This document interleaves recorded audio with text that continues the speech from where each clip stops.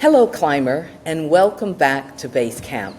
I'm so glad you accepted your permission to pause last week. We got anchored into the head, your rational planner, to clear the static and conduct a gentle review of your year. But a planner, even a clear one, is useless without an engine. The head gives you the strategy, but the heart provides the fuel. It is the core of your courage and the seat of your purpose. This week, we are diving into the heart aspect of our 3H approach. We are taking this time now because when January comes, your dedicated work to achieve productivity, prosperity, and play will only be sustainable if your engine is healthy. When you looked back at the last 11 months, you likely found some storms you weathered, and maybe a few detours too. For high achievers, there is a natural tendency to judge these moments as failures. We compare our messy reality to the curated highlight reels of our peers and begin to doubt our own path. When we do this, our past becomes heavy baggage, something that weighs us down instead of lighting the way.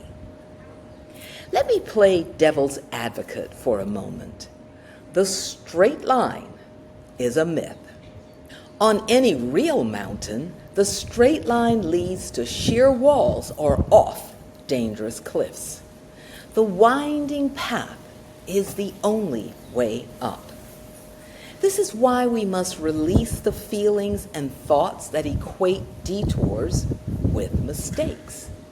The hard work at base camp is about finding the courage to accept your unique journey and realizing that acceptance is not resignation. It is compassionate, clear-eyed ownership. The 3H approach works because the heart is the engine that fuels the head's direction. When you own your story with all its winding detours, tough lessons, and unique timing, your heart finds coherence. Every challenge you overcame and every moment you felt drained or alive is data. That is the detailed personal map only you possess.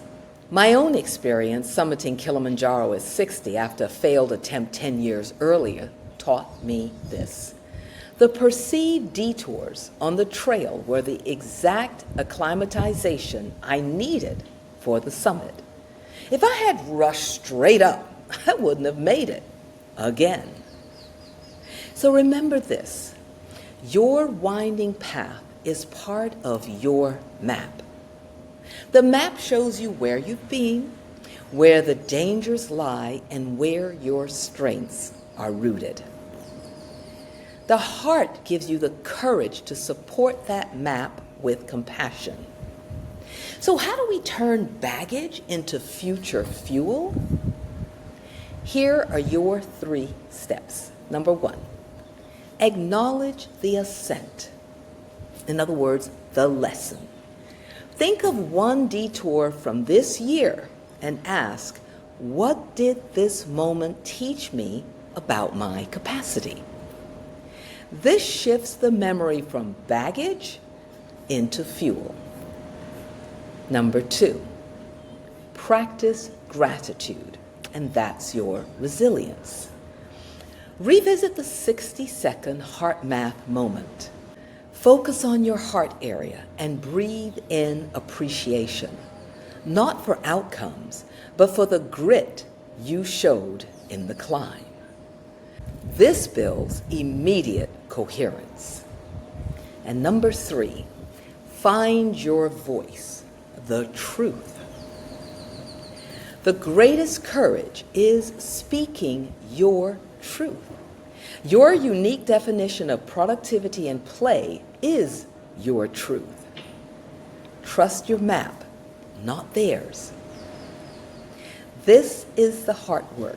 By accepting the map of your unique journey, you prepare to take action that is truly aligned with your purpose. Next week, we move into the final piece, the hands.